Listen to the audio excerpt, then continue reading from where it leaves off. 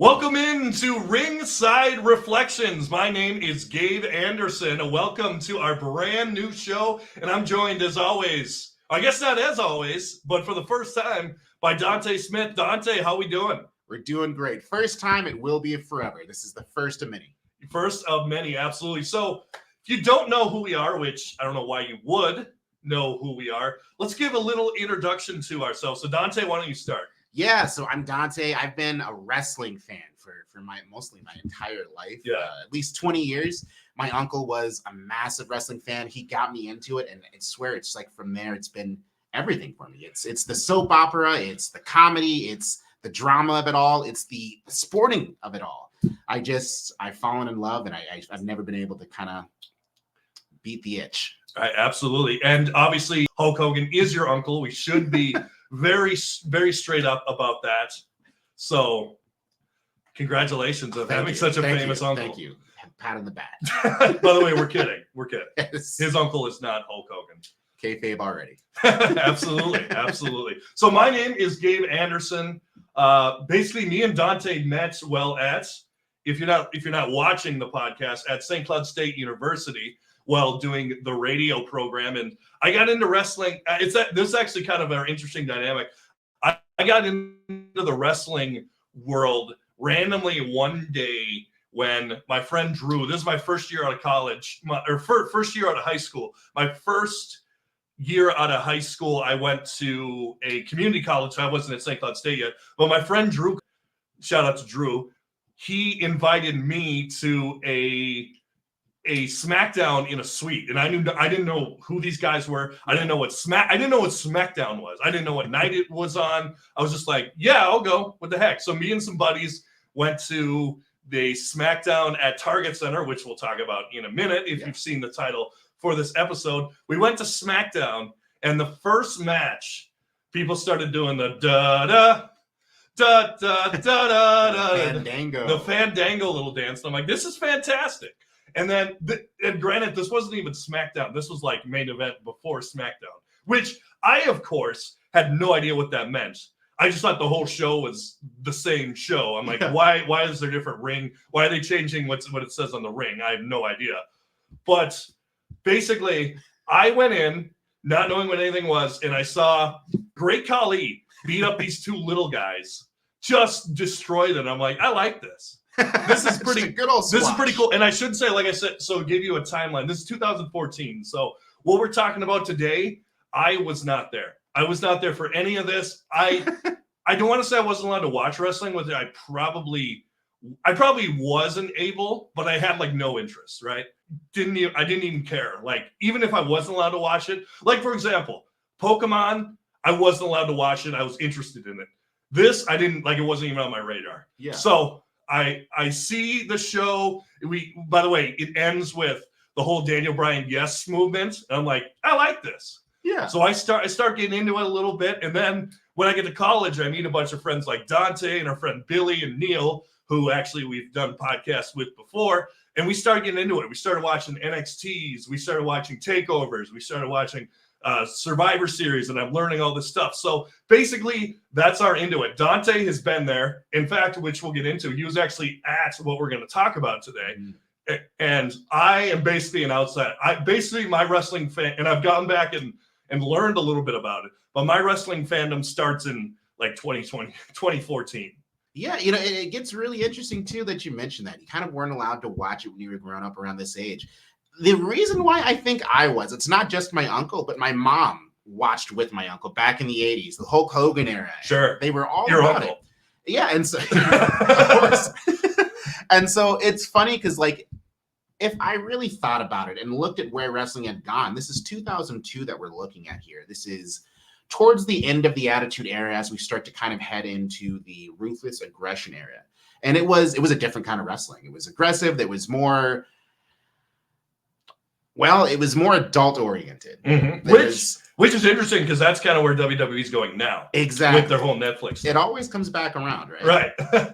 And so for me, it was interesting because I think if my mom really knew and watched the show regularly, I don't think I'd be able to watch it either. But I'm glad that I kind of got to go under that radar and be able to see this because this was my first wrestling show, and I don't think I understood the context and the magnitude of exactly what it was that I was seeing. What we're talking about today is the Billy and Chuck wedding. This is September of 2002. This is the first wrestling event that I ever went to live. No. We'll do it live! Right at the Target Center. A banger of a show, too. A banger of a show.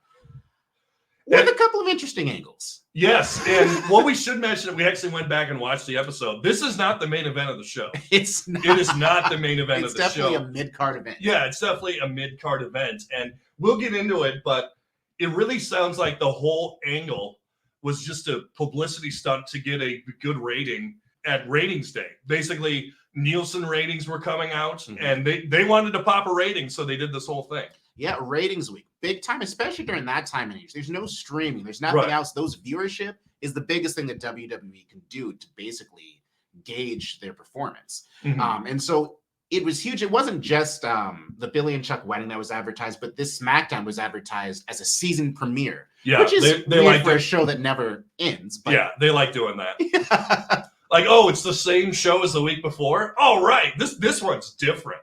I'm different. Yeah, I'm different. Yeah, I mean, to kind of give you guys an idea of the landscape of where we were in the world. 2002, just kind of going over some fun facts. Gabe, where were we on gas? $1.41 for gas. Okay, $1. Thanks, Bush. Gas. Thanks, Bush. Thanks, George. Thank you. Now watch this drive. Looking at the movie theaters, the box office, number one in the box office that week was My Big Fat Greek Wedding. What was number one on the charts, the music charts? Number one on the charts, let me pull it up here, was its last week on the charts. It was a punk rocker named Avril Lavigne, and it was her song, Why'd You Have to Go and Make Things So Complicated? And it was from July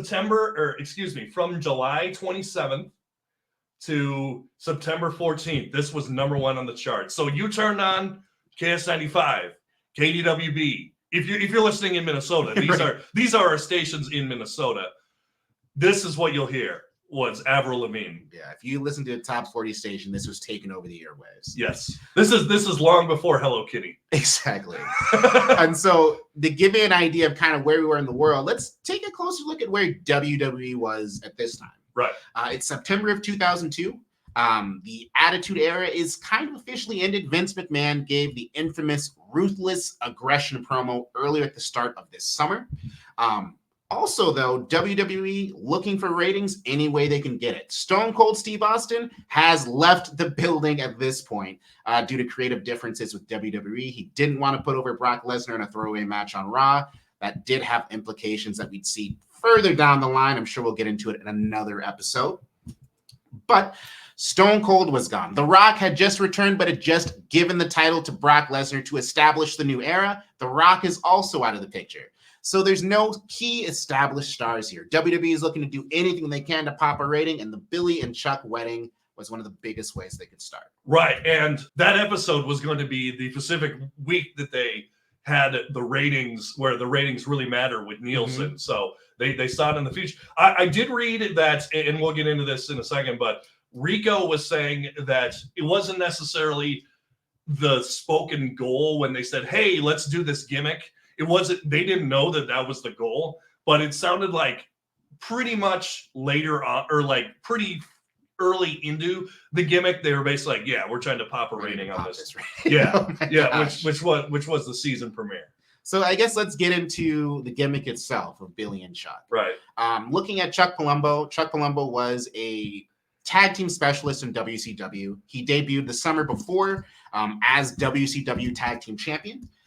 Joining the alliance with, Paul Heyman and Stephanie and Shane McMahon against the WWF. He would quickly lose the tag team titles, I believe, to Undertaker and Kane at that SummerSlam, before kind of falling off the storyline altogether. He would join WWE, and then at that point, he would have a match on a Sunday Night Heat in December against Billy. He would beat Billy, and Billy would suggest at that point, hey, let's form a team.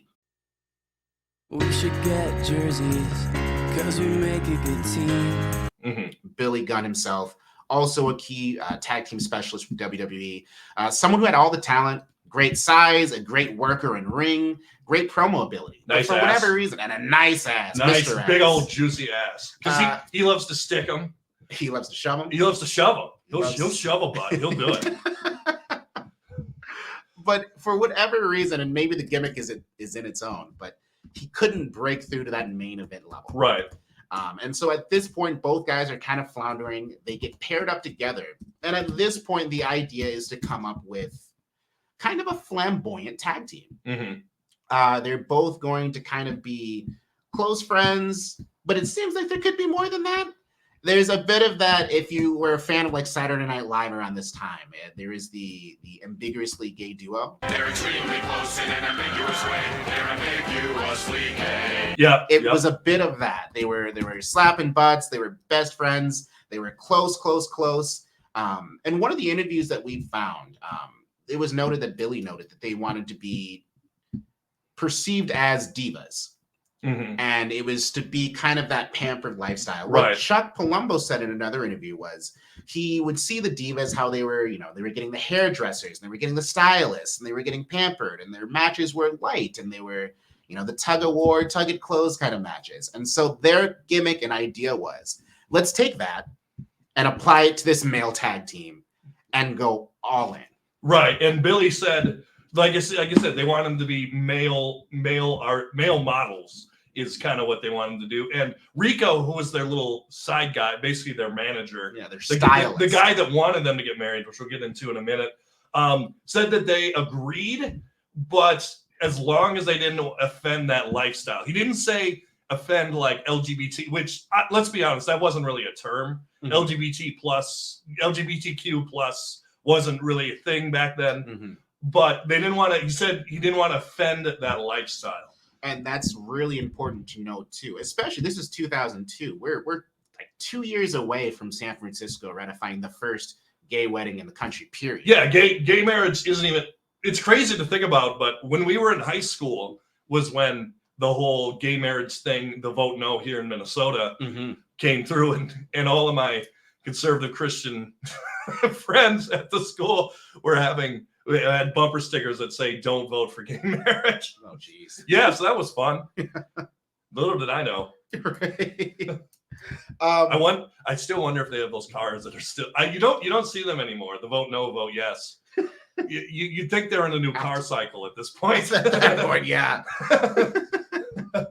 I mean, the biggest thing with it too is that at the time, talking about gay people within media. Right. And having this kind of a conversation wasn't something that was seen often. No. I would say it was more often than what you would see maybe even 10 years prior. Right. But it certainly wasn't at a point where it felt like you could have two gay wrestlers just be gay wrestlers and there not be a gimmick. Right. Historically with wrestling, whenever there were flamboyant characters or gay shaded characters, generally they were heels. Right. They were, to use the term, chicken shit heels. Yes. They'd get beat up, and it would mostly be just to garner quick heat from a crowd. And it was never in a main event type fashion.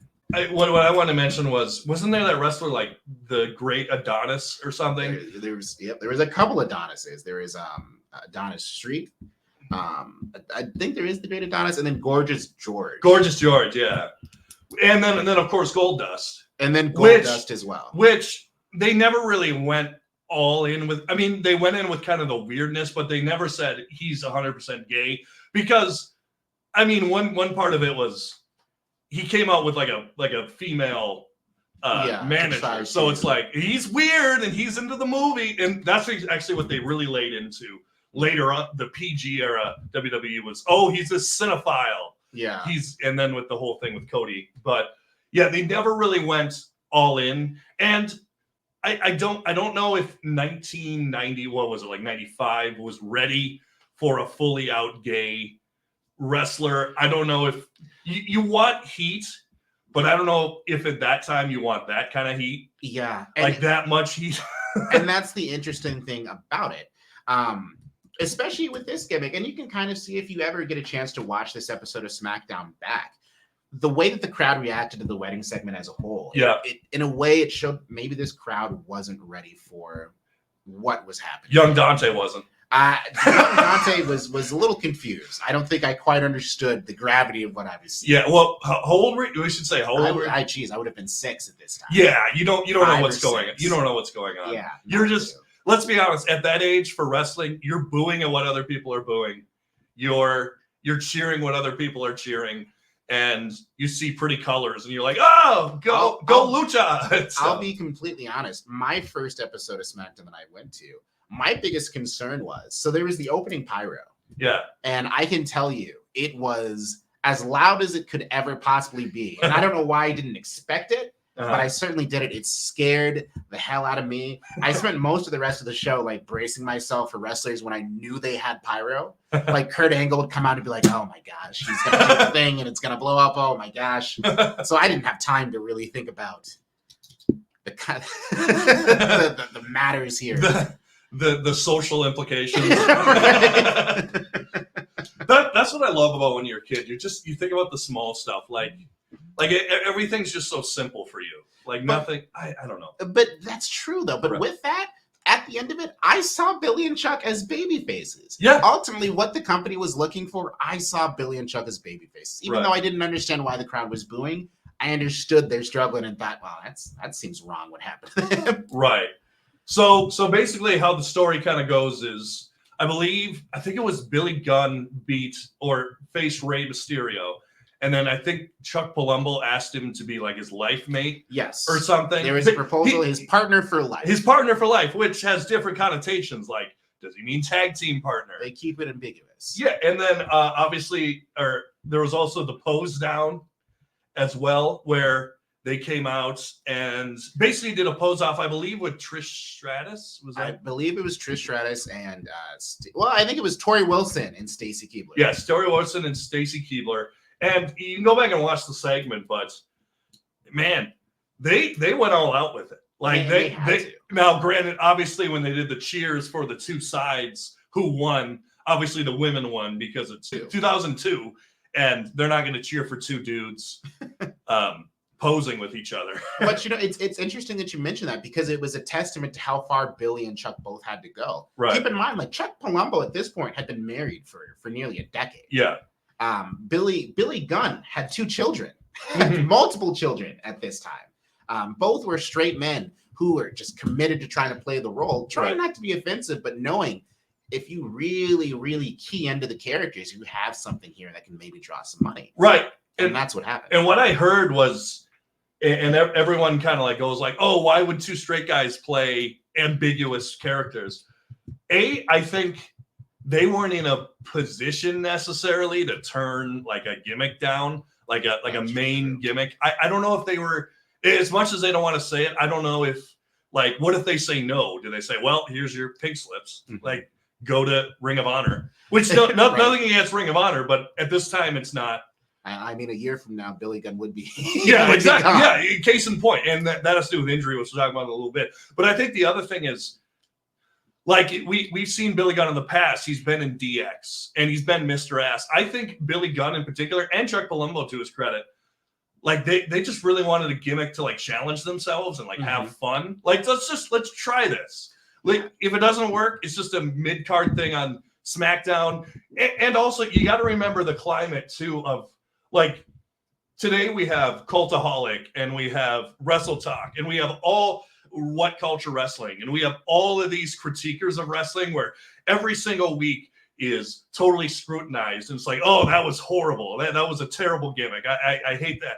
Back then, like, you just kind of go with what you had. Maybe you had Dave Meltzer doing match ratings, but it wasn't necessarily as scrutinized at the time. And I think people were more like, yeah, let's give it a shot rather than, oh, this is bad, I'm going to turn off the TV. I don't know. Maybe that's just an outside looking in, but I think that's part of it. I think part of it, too, is just the fact that at that time and age, you're not going to really find the availability to see the people who are really critiquing the insiders, the dirt sheets. You had to really search and find them to get it. But also at that time, though, we talk about Billy and Chuck maybe not having a ton of options, and they might not have. But both guys also mentioned in various interviews that it was a creative challenge. Yeah. But it was also important for them to like understand that these are characters. Right. Chuck Palumbo had a great line where he said, you know, a lot of guys in the back would come up to him and say, you know, why don't you just tell him no? Why are you doing this ambiguous character? Right. And Chuck would say, why not? I mean, Right. that's a character. Right. And so Right. with that, I mean, it was an opportunity for both guys to really get TV time, which they ended up getting a ton of. Right. Oh, yeah. I mean, like within 2 months of them coming together and really starting this gimmick, they became tag team champions, held it for months and months. At WrestleMania that year, they beat the Hardys, the Dudleys, and I think it was Taz and Spike Dudley in a fatal four-way. It's Taz. Which is insane to say all out loud. Right, yeah. Yeah, and just case in point, when people think of Chuck Palumbo, this is probably what they think of. Yeah. Like we're talking. We in 2024 are talking about a random mid-card gimmick from 22 years ago. Yeah. And we're talking about it. It's So it good, obviously it's good. worked. Yeah. And it obviously made them stand out. And I think wrestling, particularly at that, I mean, wrestling has kind of become, for the purists, like you get the indie wrestling where it's all about the wrestling. Mm-hmm. Like it's about doing shooting star presses and Canadian destroyers. Yeah. And all that stuff. I feel like you're still kind of in 2002 where it's kind of about the story. It's kind of about the soap opera more than the actual wrestling part of it. And I'm not saying they couldn't go in the ring, which they could, but it's definitely more back then. The closer you get to the 80s, the closer in time, the more it's more about showmanship. Because let's be honest, I'm sorry about your uncle, but Hulk Hogan was not that great a wrestler. No. Like him doing the leg drop as a finisher. Are you kidding me? Not even like and maybe this is me thinking as like some person who got into wrestling in 2014 and has seen like what they can do in NXT and AEW and stuff. But like the leg drop as not even an elevated leg drop as a finisher and the most over finisher. Like, come on. Yeah, I mean, and it was a different time. And It was. At the same time, it was more about the story than the moves. Right. Yes. And so, I mean, it's in a way, it's a bit different now. And I don't want to go too much off in this tangent because it is kind of a contrast in styles. Right. But the styles clash. That's part of the reason why we're seeing flips now. Yeah, exactly. But you're absolutely right. It was more about the gimmicks themselves, the stories themselves that really pushed viewership and really pushed the industry at the time. Right. So there was and still is this organization called GLAAD, which what does it stand for? It's like the gay, lesbian something alliance against defamation. Against defamation, which is great. Yes. We're all for. So they were kind of working with WWE with the angle, thinking like, oh, this is great. This is great to get some publicity for LGBT, which obviously they didn't call it back then, people and their lifestyles, and to share some of that. Share what? Yeah. So, I mean, GLAAD at this time, during that summer of 2002, had kind of come into contact with WWE. There was an idea that was shared, and they saw Billy and Chuck as a real opportunity to get two gay males who aren't this over-the-top, flamboyant, obnoxious gimmick. Right. And just have it kind of be commonplace and really push the industry forward. Mm-hmm. That's what they thought the idea was. Now, I'm not sure if they had been watching the show and seen some of the pose downs and like how Billy and Chuck were, but in a way, what they were doing also though wasn't to the extreme. Like Right. they were ambiguous, but it wasn't offensive. Right. They were a tag team, but you could also say that maybe they were just like really close friends. Like there was that gray area. Right. And so GLAAD to be able to kind of then define this as a gay couple and then just have it continue forward. It didn't need to be anything awkward and have this ceremony. Mm-hmm. It was an opportunity for them to really see something special. Mm-hmm. And so they were in agreement with WWE. They had conversations and promotions, and they were front and center once the proposal here happened between Billy and Chuck. Mm-hmm. And so they had helped set up all these media events. WWE had gotten interviews with the New York Times. They were on the Today Show. Right. Billy and Chuck were on the Today Show where Matt Lauer offered I think it was a gravy bowl Yeah, from Glad. right. As part of the celebration. As is tradition. As is tradition. And so what's insane about this too is I just getting into the timeline. This Today Show was, I believe, on Tuesday, the day that SmackDown is taped. Right. Actually, no, I think that was aired on Thursday, the day that SmackDown airs. Yeah. But the taping had already happened. Right. And so anyone who knows the taping, and I'll give you a little spoiler here, that wedding does not happen. And so there's the controversy alone there with how Glad was treated and how this whole thing of WWE kind of pretending to use the Billy and Chuck angle as a way to kind of do this social justice, but really just trying to pop a rating. Right. It was probably one of Vince McMahon's darker moments. Right. Yeah. And I do want to mention, and I found this hilarious, like everyone remembers the Rusev Day calendars. Yes. They did have like sexy fireman calendars. For Billy and Chuck. For Billy and Chuck, which I totally would have bought one. Although, I don't know, back then, or if I bought, let's say I was this age, I'm 29 now. Yeah. If, like, let's say a potential suitor walks in and they see a Billy and Chuck calendar on my wall, I don't know if I want that. But maybe I just take it down when they come over. There you go. Good backup app. Yeah, exactly. I did want one of those Rusev Day calendars though. Those were cool. I think Neil had one, our friend Neil. No, you definitely did. I'm pretty I sure. know he had that in one of the mugs too. Yeah. So like I said, they did do a pose down one time versus who was it again? Tori Wilson and Stacy Keibler. It's Tori Wilson and Stacy Keibler. And they said that basically during the rehearsal for the pose down, this was a couple weeks before the marriage thing. Basically, everyone from the back came out to watch it, which I would too. That would be funny. just to see it, like, is this really about to happen? Right. So let's get to the actual wedding itself. Yes. So let's kind of paint the picture. It's like I said, not the main event. No, It is not. It's like in the middle of the show. it is. It's a spectacle, but it's not supposed to be the entire show. I mean, to give me an idea of things, the opening match of that SmackDown was Rey Mysterio versus Kurt Angle. So keep in mind, like 6-year-old Dante forgot all about the wedding. So it's Billy and Chuck, and then Rico, and then Stephanie McMahon, who, by the way, Stephanie's part of this too. Yes. She basically wants the wedding to go through, correct? Yeah, she's there to be like a witness. Yeah, basically be a witness. Yeah.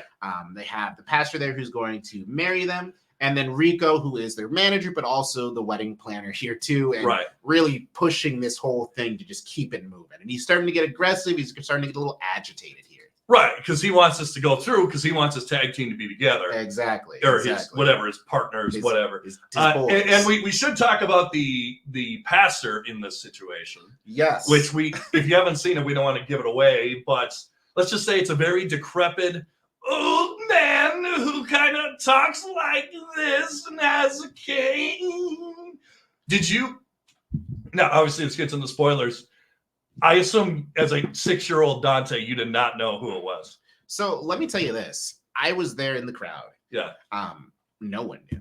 Okay. Like the prosthetic was very well done. The makeup was very well done. And you weren't close enough that you could really just like get in on Bischoff and see like, is that somebody? And you couldn't think about it. So it was when Eric Bischoff is sitting here and he's talking about, you guys are going to do this commitment forever. And I don't care if it's, 3 years or 3 months or 3 minutes. And he's saying it in this old man voice. And then all of a sudden he goes, 3 minutes. And his natural voice and the entire crowd just hushes. There's a silence in the air that's like, oh, is that?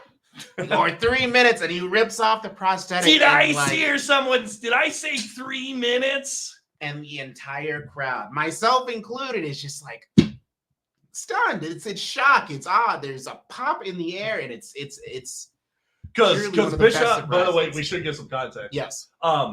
Bischoff is with this group 3-minute warning. Correct. Yeah. It's basically a tag team. I forget who's in it. It's the original Bloodline. It is Rosie and Jamal. Jamal, I believe, would end up becoming Umaga. Umaga, yes. Rosie is Roman Reigns' older brother. he would end up becoming Rosie's superhero in training, teaming up with Hurricane Helms and that fun gimmick. Right. And it also mentions here Rico. So Rico must have I believe he became their manager. Rico would end up being in on the bid and would join Eric Bischoff. But to go over some context before we got to that moment where Eric Bischoff does unveil himself. Yeah. There's the ceremony itself. And so they're nearly about to do the I do's. And right before Billy and Chuck look at each other and there's a panic. They're supposed to say their vows, they're supposed to say their I do's, and then suddenly they go, whoa, whoa, whoa, whoa, whoa, whoa, whoa, whoa, whoa. And Billy says the infamous line, we're not gay. We're not gay. Not that there's anything wrong with that. Not that we have a problem with anyone who is, but it's certainly not us. Oh, and we should mention the whole time there's like an unease between Billy and Chuck. They're kind of like looking back and forth. They're looking around. They're like when they say I do, they're like, I do. Like they're not so and also there's a tepidness here. Yes, and they're also looking at Rico like, Rico, what's going on? Come on, Rico, fix this. And so at that point, they reveal that they were never gay and that this entire thing was a publicity stunt. And that you said this would be a good publicity stunt. Said this would be a good publicity stunt. And so at that point, it's Eric Bischoff who starts to unveil himself. And then this suddenly social justice gay issue becomes our actual very first Raw versus SmackDown angle, which isn't good. At this point, we should keep out context. I should note context, I should say. Raw and SmackDown had been started to build up issues here. Stephanie McMahon leading SmackDown, trying to steal talent from Raw. SmackDown had just got an exclusive deal with WWE champion Brock Lesnar, leaving Raw without a champion, where they would declare Triple H as their champion. Awesome. But because of that, this would lead to the beef with Eric Bischoff, where he would then come and attack SmackDown to try to hurt their ratings. Mm-hmm. Right. And one thing I do want to say about, and I heard interviews about Eric Bischoff, is I asked you earlier, did anybody know in the arena that it was Bischoff? The wrestlers didn't know that it was Eric. Like he came in Vince's limo. He walked around with Vince and like shook hands very nimbly and like had a little shake. He's like shaking. He's like he basically went the whole day with this prosthetic on. Seriously. And it was to his credit. He said that he really enjoyed it. He loved doing it. Like he said it was one of the best moments of him in WWE. So yeah, it was definitely a moment. It was a huge moment and a huge spot. And so with that being in mind, they nailed the performance. Oh yeah, it was great. And keep in mind, ratings wise, this episode of SmackDown did end up being number one of the night. Oh yeah. So I mean, they got what they needed to. But afterwards, when Eric Bischoff reveals himself, at that point, the 3-minute warning tag team arrives. They start to run roughshed over everyone in the ring. They attack Billy and Chuck. They actually attack Stephanie McMahon, which prompts the entire SmackDown roster then to come out and empty out the arena. Uh-huh. So with that, there's a couple of immediate things that we have to talk about. Mm-hmm. First, I would say would be, what's the media reaction here? Right. Because at this point, everyone's under the impression, and WWE has told Glad, the wedding ceremony went perfectly fine. This happened. That's what they've told Glad, while they're sending them to the Today Show on Thursday to pick up this gravy bowl for a wedding that was already taped and they knew was not going to happen.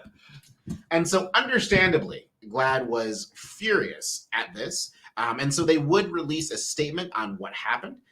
Let me see if I can pull up that statement. Yeah, and while you're looking for that, I was just looking at the actual ratings from that episode of SmackDown, and about a 3.7 rating, which is up. The previous week's was a 3.2, so it did go up. And then actually the rest of the year, other than one in November, which I think actually coincided with Thanksgiving, so that makes sense. Or Thanksgiving week. Looks like so the average for the year was a 3.52 for SmackDown, and the actual rating for that one was a 3.7. So about a 0.5. And like I said, I don't know, even though I did work in radio, I don't know exactly how all the ratings work necessarily. But it did go up, is what I'm saying. It went from a 3.2 to a 3.7. Which I believe those 3.7s equal millions. Oh, yeah. In viewership, which, to give you an idea for context, Monday Night Raw, which is in a boom period right now, is averaging about maybe 1.8 weekly, which just goes to show you that at this time in 2002, WWE is still seen in free falling ratings wise, coming off of the Invasion and the Attitude Era from the year before, which New York Times has an article which they noted viewership was down about 30% from the year prior. Wow. So this really was a massive attempt by WWE to try to get some sort of momentum, to try to get some sort of publicity and buzz. And that's exactly what they got. But unfortunately, because of that, there were some consequences, some hurt feelings, and some unhappy people. I have that glad statement here, and I'll just read it off here. We supported the representation of Billy and Chuck, not the called off wedding. The WWE lied to us 2 months ago when they promised that Billy and Chuck would come out and wed on air. In fact, I was told and lied to the day after the show was taped in Minneapolis that the wedding took place and all was well. The WWE also lied to the Today Show, the New York Times, and other media outlets. Many have contacted me to express their disdain for the WWE's unprofessional marketing machine. Before the wedding, Billy and Chuck were a welcome departure from the stereotypical, often victimized gay wrestlers of the past. Instead of yelling anti-gay epithets at the handsome couple, audiences cheered their engagement. Not necessarily on that SmackDown, but I'm sure on other shows. Their television appearances, while entertaining, also enlightened viewers. Closeted gay teenagers across the country could feel less alone when they watched SmackDown, and potential gay bashers could learn that we are everywhere. Glad even congratulated Billy and Chuck on their wedding, and Matt Lauer presented them on behalf of Glad with a gravy boat from Pottery Barn for the occasion. Now, Glad specifically noted this. They were not registered there, as the Outsports story originally said. It was simply my idea to give them a gift. Following the news of what really happened, we again have released this statement. If their behavior is any indication, Billy and Chuck are in denial about who they really are. Two gay men who love each other. The couple's actions of affection speak louder than their words of denial. I'm glad we know how hard it is for people in the spotlight to come out. But when Billy and Chuck are ready to express themselves, we are there to support them. Still waiting on that, huh? They still are waiting for that. So I listened to that Glad statement that you just read. I'm with you. I'm with them 75% of the way. And then when they start going, oh yeah, they're actually gay. Like Billy and Chuck are actually gay. Now, what's interesting, do they mean the character? Maybe they're speaking Billy and Chuck, or are they talking the actual people are actually gay? Because that's where you lose me a little bit. I agree. So I'm starting to think that it's in character, because in some way I think Glad started to take ownership of the characters. Like they were in character too. Yeah, I mean, once they started to put ownership into the storyline and have some skin in the game with this, in a way, this was on them as well. Right. And so it was important for them to kind of at least get their story out and try to do their own bit of damage control here too. But yes, because it's hard to me to believe that two very straight men, they're saying they're actually gay, like in real life. Yeah. That's hard for me to believe. Well, it's funny too, though, because I mean, Billy got in particular. He mentioned that his children had a hard time because his kids thought, is this real? Is this what's going on? Right. And on top of that, he said there are plenty of people who were in the business that came up to him after, like, we knew you were gay. He's like, well, no, I'm just playing the role. They're like, no, it's okay. We knew. That was his rehearsal for the line delivery. We're not gay. That was the rehearsal for it. But yeah, Billy said about Glad it made us feel bad. They didn't see where this was going. Yeah. Like, so WWE basically thought like, I know what we're saying to Glad, but they got to know that in 2002, we're not doing an actual gay wedding. Exactly. And it seems like they knew the entire time, but they didn't tell anybody else outside of the company. Right. And I think that to Glad's, like, to their defense, they probably knew what wrestling was, but they probably weren't like too into it. You'd think there'd be someone in the company that would know, like, have the foresight to go, Yeah, and also, like I said, I don't know how big GLAAD is. I don't know how big of an organization it is. You said, I think it said in the message to WWE once. I think it said I think it referred to it didn't it? Yes. That So, is. so I don't know if this is a one-person organization. So that was the president at the time. Oh, okay.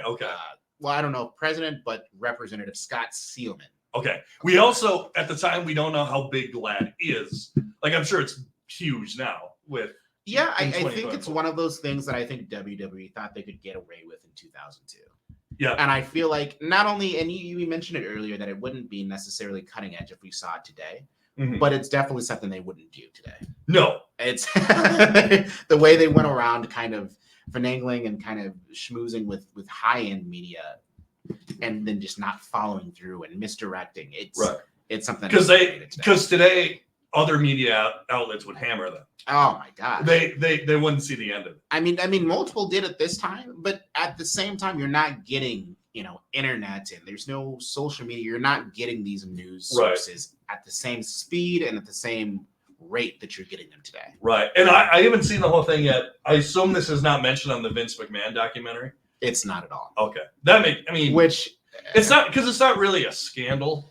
It's not a scandal, but it's definitely something I think isn't talked about as much as it probably should be. Because like when we started doing the research for this, right, I was looking at it as someone who went to their first wrestling show, and I didn't know the context of this as a whole. Right. But I didn't know how deep it went, and I didn't know about the GLAAD involvement in the Today Show and how, like, these are large media institutions. The New York Times article, like, there were so many people that they kind of fooled and conned into this, right, for what was seemingly like a massive movement for gay individuals, right, but ending up and just turning into this WWE Raw versus SmackDown gotcha ratings grab. Right. Like, it's insane to me that happened, and they kind of got away with it. Oh, yeah. They got away with it completely. And I think one of the reasons that WWE gets away with some of this stuff sometimes is because this timeline is always moving forward. Mm-hmm. Like, they're always doing something else. They're always moving. It's not like let's do an NFL example. Like, let's say someone does something horrible in the Super Bowl, like does a horrible horse collar tackle and like hurts some guy pretty bad. Yeah. You have basically the entire 6 months to talk about that. That's the talk of the town. This happens, and then you forget about it in 2 weeks. Yeah. I mean, obviously we're still talking about the Billy and Chuck wedding, but like the consistent timeline is just on to the next one. Well, I mean, I got a million ways to get it. Absolutely. Choose one. I mean, even with that, if you start to kind of look at where we went immediately from here, right? Because like where this led to was the next pay-per-view, I believe, Unforgiven, where Billy and Chuck would team up, representing SmackDown with Stephanie McMahon in their corner against Eric Bischoff and 3-minute warning with Eric Bischoff in their corner. Mm-hmm. And from there, Eric Bischoff and his team would win. With that, there would be consequences. Another controversial thing that WWE would do, they would force Stephanie McMahon to perform what they called HLA, hot lesbian action, which they had Rikishi, another member of that Samoan dynasty. By the way, let's just make this clear. Yes. Stephanie McMahon is Vince McMahon's daughter. Yes. I just, as I'm saying it out loud, I'm just like, this is insane to me. But what we would have there is Rikishi in drag, basically kiss Stephanie and then attack Eric Bischoff and perform the stink face or whatever it was. Right. To move the angle along. Mm-hmm. But even from there, Billy and Chuck really didn't have a ton left. They would be the start of the WWE SmackDown Tag Team Tournament for the championships. That Billy and Chuck would lose their first round matchup. Shortly after that, Billy would gain an injury, I believe a torn labrum in his shoulder that would have him out for months. Yep.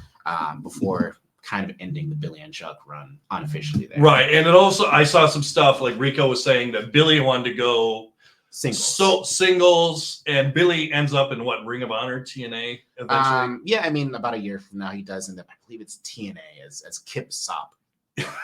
So make his way to the ring, Kip Sop. So they end up going with, not to get too far, but Yeah. they go with the one Billy gun. Yeah. And I remember Rico saying that it was because Undertaker was coming back, and he was the American badass, and Billy wanted to be Mr. Ass. So you can't have the American badass and Mr. Ass. It's a lot of ass. That's a lot of It's ass. a lot of ass. A lot of ass in one show. It's funny how things kind of turn like that. Right. I kind of do wonder what would have happened if Billy and Chuck stayed together, if Billy stayed healthy. Mhm. I feel like there might have been more to gain from that, because ultimately what Glad thought was going to come from this and what WWE ultimately tried to position was there was going to be a babyface run. Mhm. During that New York Times article, Kevin Dunn, former head of WWE production, even said that Billy and Chuck, man, they have a massive babyface run coming. Mhm. That run would never come. Yeah. And so they would have, one tag team match at that pay-per-view as baby faces. But from there, nothing really happened. It felt like this was such a massive opportunity to do something unique and special. And it kind of just popped their rating and they just moved along. Right. So in retrospect, let's kind of wrap it up here. But would you say ultimately this, and there's two parts of it. Do you think this was a bad idea or just poorly executed? I think it was a bad idea. Okay. I think contextually, I don't think they ever intended to do a ceremony. Okay. And I'm not sure, given the crowd reaction, that it was the right time to do it. Right. And I don't think that the right people in charge to book this creatively were there either. Right. Yeah. So I think the best thing for the company would have been to do the Billy and Chuck angle, but just keep them as the ambiguously gay duo and kind of move from there. Right. I think there's money in that. And there was. I think they were great characters in the show. Like, let's not pretend like they didn't feud with Hulk Hogan for a month here. Right. So, there was a lot of run out of it. I think in some ways it kind of cut them off at their legs. Right. So you think that not the gimmick itself, but the ceremony was probably I think a little too far. Young 6-year-old Dante was like, "This is wrong." Don't get me wrong. I think there can be openly gay wrestlers. Oh yeah, in WWE. Yeah. And I think that you can have that storyline and have it happen. Right. I don't think it should be anywhere near where Vince McMahon is booking a show. Yeah. That's my biggest thing. And if everything holds up, it won't be. Exactly. As long as things hold out the way things are now, I think we'll time out. I think so. And so we're going to wrap it up there. Thanks for listening to Wrestling Reflections. Dante, thanks so much for joining us. We've been talking about doing this for a long time. Yeah. I'm glad we actually found a Sunday that we could record it. First of many. Absolutely. And make sure to give us a 5-star rating on Spotify and Apple, and give us a like, share, and subscribe on YouTube.